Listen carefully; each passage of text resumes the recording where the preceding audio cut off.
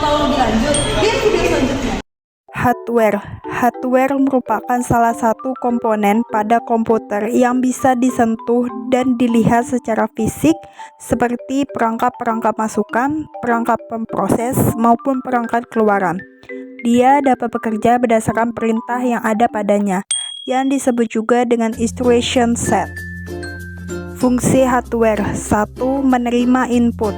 Perangkat keras tertentu memiliki fungsi khusus untuk menerima input yang dilakukan user. Masukan tersebut nantinya akan diproses menjadi informasi baru. Kedua, mengolah data atau informasi. Setelah menerima masukan atau input, beberapa perangkat keras memiliki fungsi khusus untuk mengolah atau memproses input tersebut menjadi informasi baru. Yang ketiga, memberikan output. Setelah diproses, perangkat keras tertentu akan memberikan output atau keluaran kepada user. Setiap output yang dilihat oleh user akan ditampilkan melalui perangkat keras khusus. Fungsi yang terakhir adalah menyimpan data atau informasi. Output yang dihasilkan oleh komputer dapat disimpan dalam perangkat penyimpanan sekunder pada komputer. Ada 4 jenis hardware yang digunakan dalam sistem komputer.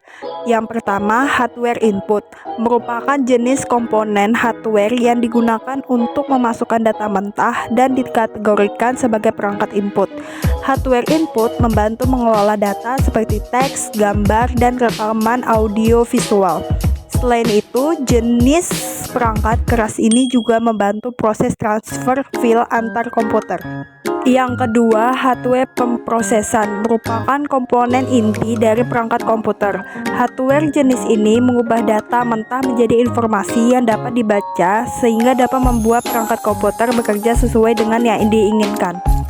Yang ketiga, hardware output merupakan komponen perangkat keras yang menyebarkan dan menampilkan data maupun informasi.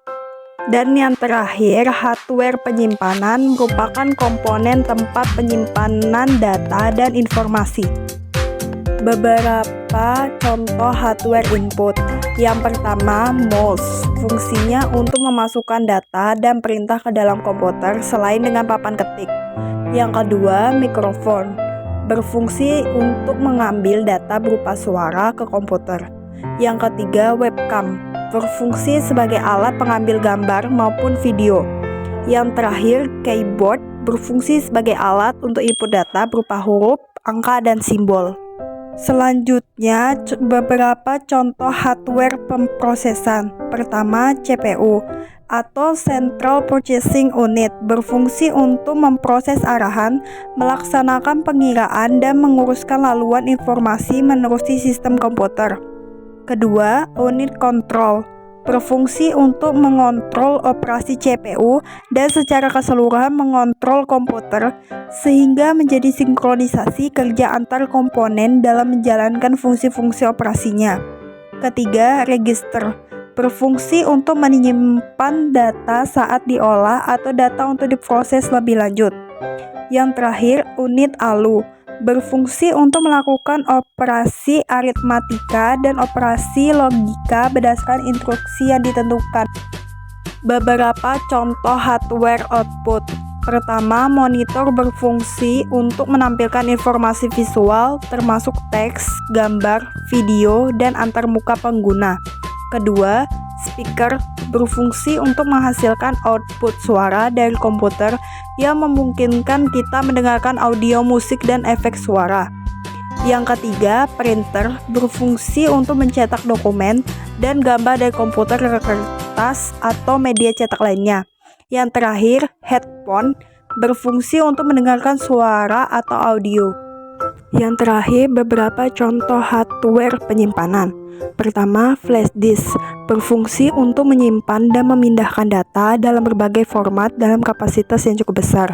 Kedua, hard disk berfungsi sebagai tempat menyimpan segala macam data, file, serta dokumen virtual seperti DOC, PDF, dan lain-lain.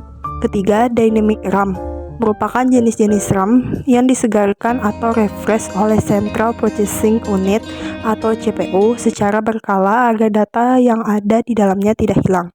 Yang terakhir, Static Random Access Memory merupakan jenis-jenis RAM yang dapat menyimpan data di dalamnya tanpa harus ada penyegaran atau refresh dari CPU. Ya, penjelasan dari saya semoga bermanfaat untuk kalian semua. Terima kasih. Wassalamualaikum warahmatullahi wabarakatuh.